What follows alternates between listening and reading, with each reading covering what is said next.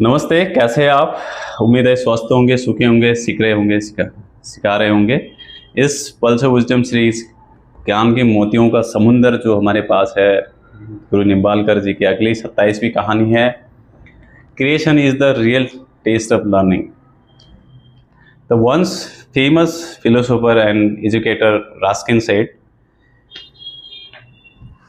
Teaching does not means to teach what you do not know but to teach what you do not do। शिक्षा का उद्देश्य ये नहीं कि आप वो सीखते हैं जो आपको नहीं आता है, शिक्षा का उद्देश्य है कि वो करो जो आपको नहीं आता है। यहाँ पे बढ़िया एक कहानी है जो किताब के माध्यम से दी गई है। हमने एक अलग इसी तरह की कुछ कहानियाँ गुरु गोयंका जी से भी सुनी थी उनके शिविरों में। यहाँ पे बोला उद्देश्य एक ही है बट थोड़ा माध्यम अलग है, थोड़ा तरीका अलग है। एक किसान हुआ, उनके 3 बच्चे थे। बहुत मेहनत करी उन्होंने, अपने जीवन में बहुत प्रगति करी पेड़ पौधे खेतियों से।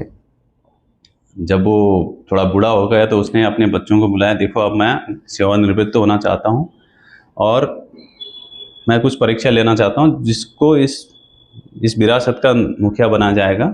उसने 5 दाने दिए अपने बच्चों को और बोला मैं कुछ सालों के बाद लौटूंगा और फिर मांगूंगा आपसे, यही आपकी परीक्षा होगी। तो जो सबसे बड़ा था वो अपने दे के यात्रा पे निकल के, धार्मिक यात्रा पे, जो नदियों मंदिरों जो उनका होता है, बड़ा थोड़ा स्वयं को चतुर समझता था। उसने अपने 5 दाने को फेंक दिया, बोला जब आएंगे तो बाजार से लेके दे देंगे। जो दूसरा था उन्होंने बोला यार पिताजी इतना दे रहे तो कुछ तो होगा, तो उन्होंने अपने बीज को तिजोरी में रखा संभाल के, बोला जब पिताजी मांगेंगे तो दे देंगे, संभाल के रखा उन्होंने। तो तीसरा, बाहर की दुनिया के लिए थोड़ा उनको बुद्धू मानते थे लोग, तो लेकिन व्यवहारिक जीवन में प्रैक्टिकल नॉलेज वाज अमेजिंग। तो उसने किया, बोला भाई अपने उन 5 दानों को घर के सामने लगाया, खाद डाली, पानी डाला, जानवरों से बचाया और कुछ ही सालों में 2-3 साल में वो बड़े वृक्ष बन गए, पेड़ बन गए। लोग जाने वाले जो लोग थे उस छाव के नीचे बैठते, फल आने लगे।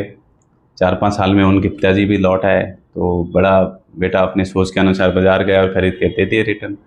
तो बीच वाला अंदर से तिजोरी में लेके लौट आया। जो तीसरा वाला ने फल उनके चरणों में रखे और बोला देखो जो आपने दाने दिए थे मैंने इनको बोया है, ये उनके पेड़ के फल है जहाँ पे आप नीचे बैठे छाँव में, और ये फल वही है जो आपने दिया था। तो ज्ञान का उद्देश्य ये नहीं कि सिर्फ सीखना सीखना सीखना, प्रैक्टिकली भी उतारना है। वरना ऐसा बोलते हैं कि अगर आप ज्ञान का वितरण नहीं किया, किसी का उत्तारण नहीं किया, तो आप ब्रह्म राक्षस बनेंगे। हम कुछ ऐसे लोगों को जानते हैं वो जो ब्रह्म राक्षस बनने के रास्ते पे है। तो ज्ञान का सही उपयोग करें।